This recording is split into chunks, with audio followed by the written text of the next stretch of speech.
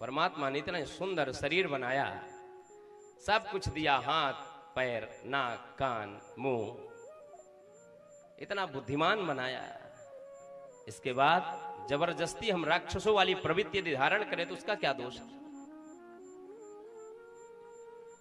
लोग मांस भक्षण करते हैं, दूसरे के शरीर को काट करके अपने शरीर को कहते हैं मजबूत करना है, ताकत बढ़ानी है, शरीर की ऊर्जा बढ़ानी है।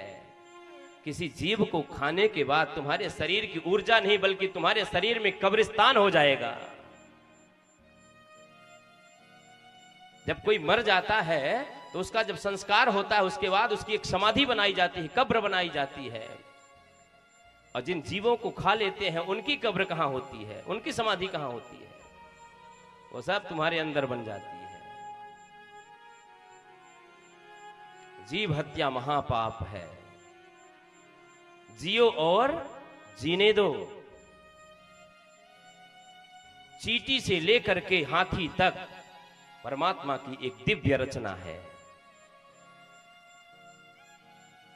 सबका अपनी अपनी भूमिका है इस धरती में। चींटी की भी अपनी भूमिका है, मुर्गे की भी अपनी भूमिका है, बकरे की भी अपनी भूमिका है, शेर की भी अपनी भूमिका है। सबको अपनी भूमिका का निर्वहन करने दो। आप यदि किसी जीव का निर्माण नहीं कर सकते तो आपको मारने का भी अधिकार नहीं है। नहीं, गलत है। जीव हत्या नहीं करनी है। कई बार जो लोग खाते हैं उनसे कहो क्यों खाते हैं, तो कहते हैं महाराज जी हम मारते नहीं पर खाते जरूर हैं। अरे तू खाएगा नहीं तो मारेगा कहां से? वो तू खाता है तभी तो सामने वाला मारता है, उसको तो व्यापार करना है। लेकिन अगर जो मारता है व्यापार के लिए उसको पाप नहीं लगता, उसको भी बराबर पाप लगता है। और जो खाता है उसको तो उससे दुगना लगता है महाराज। इसलिए जीवों पर दया करो, जीने दो। आपके बच्चे की अंगुली यदि कोई पकड़ करके तोड़ दे तो आपको बर्दाश्त नहीं होगा महाराज। और आप किसी जीव की गर्दन मरोड़ देते हो 2 मिनट बिना सोचे। एक बार चिंतन करना कभी बैठकर। आपके बच्चे के ऊपर कोई थप्पड़ मार दे तो आपको बहुत कष्ट होगा, रात भर आपको नींद नहीं आएगी। इसलिए जीवों पर दया करो, मत करो ऐसा कार्य जो ईश्वर को बर्दाश्त ना हो। एक दिन ऐसी वेदना झेलनी पड़ेगी कि सहन नहीं होगी महाराज। करो, सह नहीं पाओगे जिस दिन उसके डंडे में आवाज नहीं होती। इसलिए दया करो, जीव हत्या मत करो, शराब मत पियो।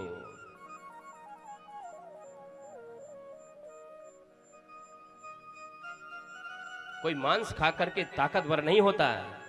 बड़े बड़े मैं आपको ऐसे ताकतवर दिखा दूं, आप निरंतर खाते हैं किसी शरीर का, किसी जीव के शरीर को, और वो एक भी दिन अंडा नहीं खाया, एक बार पकड़ लेगा तो धरती पर 10 बार पछाड़ेगा। वो सामर्थ्य होता है हमारे यहाँ की विटामिन में। हमारे यहाँ मूंग है, चना है, हरी सब्जियां हैं, इनको खाओ, कैसे शरीर शुद्ध रहता है। जब किसी जीव को खाते उसके अंदर कौन सा रोग है, क्या उसको रोग है, आप तुमने खाया वो शरीर, उसके शरीर का रोग तुम्हारे अंदर चला गया। आजकल अनेक प्रकार की बीमारियां तैयार हो रही हैं जिनका डॉक्टर पता ही नहीं लगा पा रहे ये बीमारी मनुष्य के अंदर कैसे आ रही है। ये सब हमारे कर्मों का परिणाम है, सब यही भोगना पड़ेगा।